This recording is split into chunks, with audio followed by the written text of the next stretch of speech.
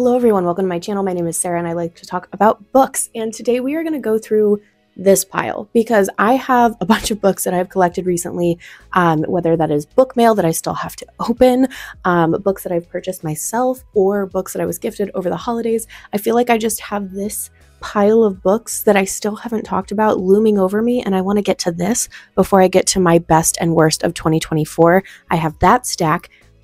Back here, I'm working on it. I have to get my thoughts like fully fleshed out, or else I will end up just coming on here and rambling and it won't make sense at all. So I'm getting my thoughts together on these. I clearly already have my stack of best books already back here, ready to go. I need to figure out what I want to say about my worst books though, because this year was interesting. So stay tuned to that. Subscribe to this channel if you want to see those. But today we're going to go through these. I'm going to start with this, like, stuff that I still need to like unbox, open, whatever, because I actually don't know what's in here. So we're gonna find out together. Starting with this fun green package. It is from Penguin Random House. I can see that.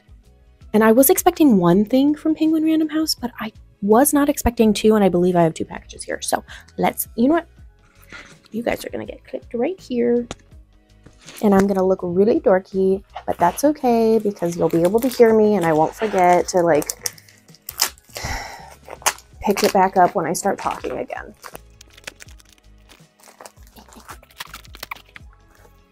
I was expecting this book. This is The Boyhood of Cain by Michael Amherst. So it comes with this little card. It says, The Boyhood of Cain. Dear Sarah, we're so thrilled to be sharing with you an early copy of The Boyhood of Cain, a quiet, tender, yet enthralling novel. This coming-of-age story will tug at your heartstrings and remind you of youth's trials and tribulations. Michael is definitely an author to watch for, and we hope you will enjoy his debut. Love the Riverhead team. First of all, loving this cover. Looks excellent. This one, I don't fully remember what the exact moment was that I was like, oh yes, I do want to read this. First of all, at the very top, it says, a searing novel of love and betrayal as a young boy comes of age in the heart of England from an exquisite new voice. In the shadow of an ancient abbey nestled between rivers, a young boy is growing up. Daniel is highly intelligent but a little understood by his parents, and a secret passion burns inside him for love and recognition. When his father loses his job as the headmaster of the local school, his family stumbles into a rural life for which they are ill-prepared. Daniel's sole solace is the arrival of Philip, a new boy at school, whom he worships with a confused intensity. That's what it was. That immediately sells me.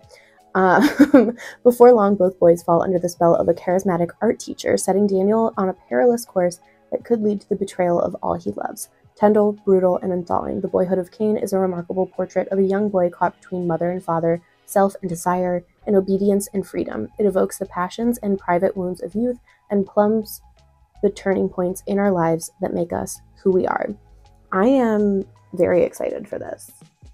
So I'm very excited to have an advanced copy of it. Thank you so much, Riverhead team.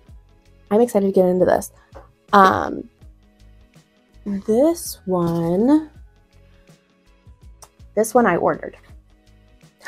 This one I ordered and I know exactly what it is. Okay, now I'm really excited. I ordered this on bookshop.org. I have been wanting this book forever and it has never been available through my library, even though like my library is typically pretty good about like, if I tag something, usually like a week or two later, they have acquired it. It's amazing. I have not seen that from this book yet though. Monstrilio. This is by Gerardo Simano Cordova. I'm going to read again the synopsis for this one. After her son dies, Magos carves out a small piece of his lung to save for herself. Acting on a fierce maternal instinct and the dubious logic of an old folktale, she nurtures the lung until it gains sentience, growing into the carnivorous little Monstrilio she keeps hidden within the walls of her decaying childhood home in Mexico City. But despite her best efforts to turn the monster she created into a man, Monstrilio's innate impulses threaten to destroy his fragile second chance at life.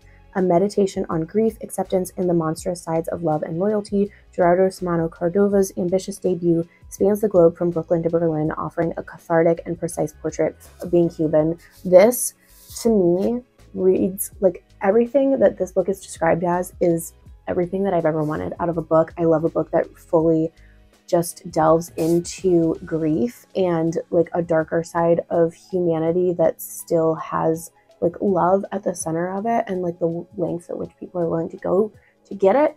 And I think that's exactly what this is. I'm kind of glad that it arrived when it did, because I had originally wanted to read this earlier this year, but I think I was slightly too close to being a new mom, and this might have hit a little too hard. But now that I'm like a little further out and not necessarily like postpartum anymore, I think this will be a really good time for me to pick this up. I'm very excited, and I don't know how long I'll be able to wait before I dig into it, because I want it right now. Okay, that's so exciting. And then, okay, this is the other book that is from Penguin Random House Customer Service. I don't know if I requested this one.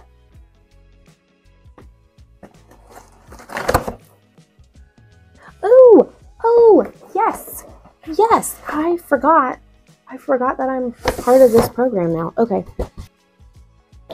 Boom.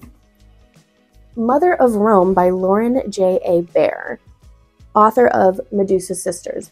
I have not read the majority of the like big popular Greek mythology retellings, but I feel myself getting gravitated towards those types of books. I think it's something I want to explore more in 2025. So yeah, as part of the Berkley Influencer Program, they send us like a selection of books that we can say if we're interested or not in, and they send it to us for free. And so I've selected this one, and it says that the names Romulus and Remus may be immortalized in map and stone and chronicle, but their mother exists only as a preface to her son's journeys. The princess turned oathbreaker priestess condemned to death alongside her children, but she did not die. She survived, and so does her story. Beautiful, royal, rich, Rhea has it all, until her father loses his kingdom in a treacherous coup, and she is sent to the Order of the Vestal Virgins to ensure she will never produce an heir, except when mortal schemes God laughs. Rhea becomes pregnant, and human society turns against her. Abandoned, ostracized, and facing the gravest punishment, Rhea forges a dangerous deal with the divine, one that will forever change the trajectory of her life and her beloved land. To save her sons and reclaim their birthright, Rhea must summon nature's mightiest force, a mother's love, and fight. All roads may lead to Rome, but they began with Rhea Silvia. That sounds excellent, and also very fitting for the year that we're about to go into. Can't wait. Okay, so then these books, I feel like most of these, okay, let's start with this one, because this one I was gifted over holiday break. It was actually part of like one of those mystery books that's packaged up and like you don't know what you're getting. I got like a box that included this, and it was described on the cover as like a second chance romance with a mysterious past. And I was really excited because I was like, oh, a second chance romance, how fun, and a mysterious past. And then I opened it up and it was Safe Haven by Nicholas Sparks, which I'm fairly certain I read back in, you know, my childhood. Like, I think I was like late high school years when this came out. And if I'm remembering correctly, to describe Safe Haven as a second chance romance feels weird to me, because it's not the main couple that's getting a second chance at love. It's like the woman who's escaping, if I'm remembering correctly, an abusive relationship, and it's her second chance at love with a new man who's not abusive.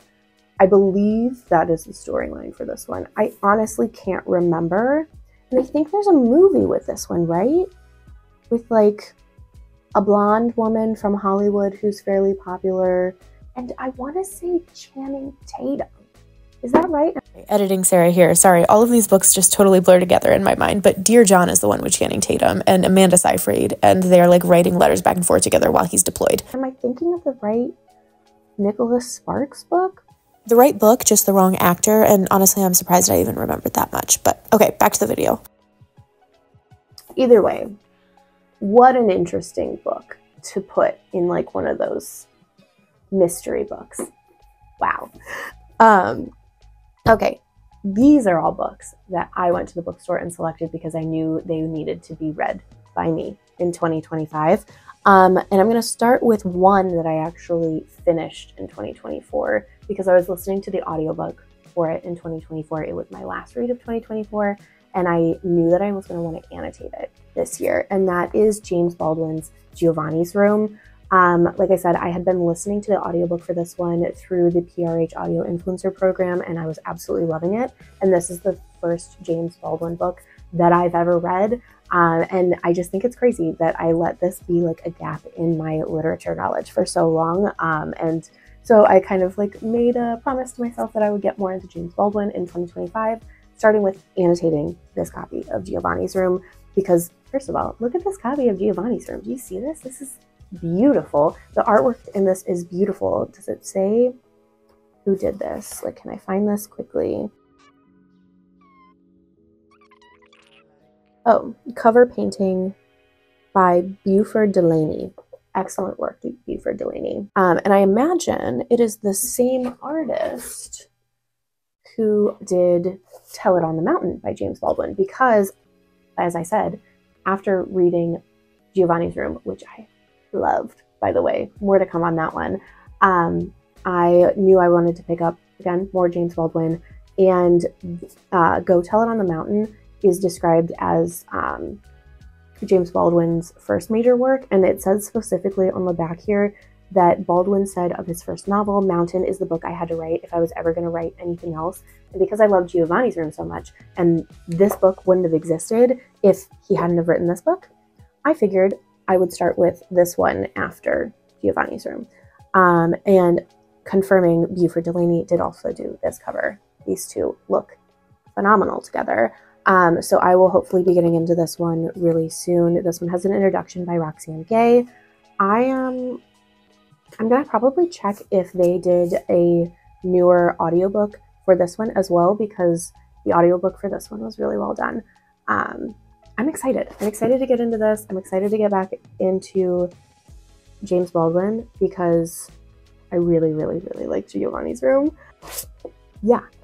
Then I also picked up, and this is a little bit of a spoiler to my best of 2024 books, because I read Elena Ferrante's My Brilliant Friend, and then immediately went and picked up the rest of the series because I needed to know immediately. I still haven't started on book 2 because I've been trying to put my thoughts together on My Brilliant Friend before I get into what happens next in the second book. And I have a lot of thoughts on My Brilliant Friend. So I'm trying to get that all settled before I dive in, which is very, very, very difficult because if you've read My Brilliant Friend, you know that it ends on a bit of a cliffhanger. So I need to start in on this one as soon as possible. I'm just, again, trying to get my thoughts wrapped up on the rest of the series. I was very confused as to why a historical fiction about two friends and their lives needed to be 4 large books. But after the first book, I trust Elena Ferrante and I trust what she's doing. And also I want to know everything about these 2 ladies. So I will be continuing this series. And My Brilliant Friend is absolutely on my best of 2024 reads. So more on that to come. And because I'm in such a lit fic mood, and there are several people who I have similar reading tastes with that swear by Murakami. But also, Murakami seems to be a very difficult author to get into. I don't know why. It's just the way people talk about his works make it sound like they're hard to get into. So I don't know. But I think it's time for me to dip my toe in and try and understand. I picked up The Elephant Vanishes. And I don't know if this is where I should start. But this is just the one that was speaking to me the most in the store. Beautifully written stories, often funny, always moving. That is the blurb from the Chicago Tribune.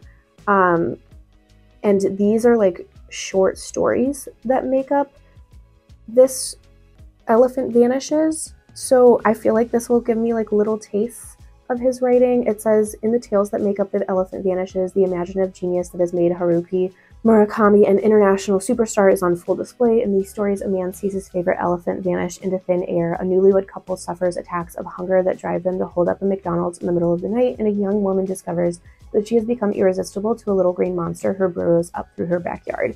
By turns haunting and hilarious, The Elephant That Vanishes, Murakami crosses the border between separate realities and comes back bearing remarkable treasures. It sounds really, really interesting. I'm gonna try because there's no harm in trying, right? Okay, that's it. That's everything that I have. Now everything is unboxed. I have everything together. I will be shelving all of these. Whew, that's gonna be a whole other thing.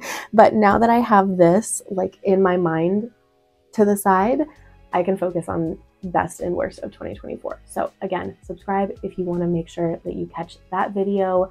If there's any books here that you have loved and enjoyed and you want to talk about in the comments, I would love to know your thoughts. But yeah, if you're still here with me right now, thank you so much for being here today. I hope you have a beautiful, beautiful day.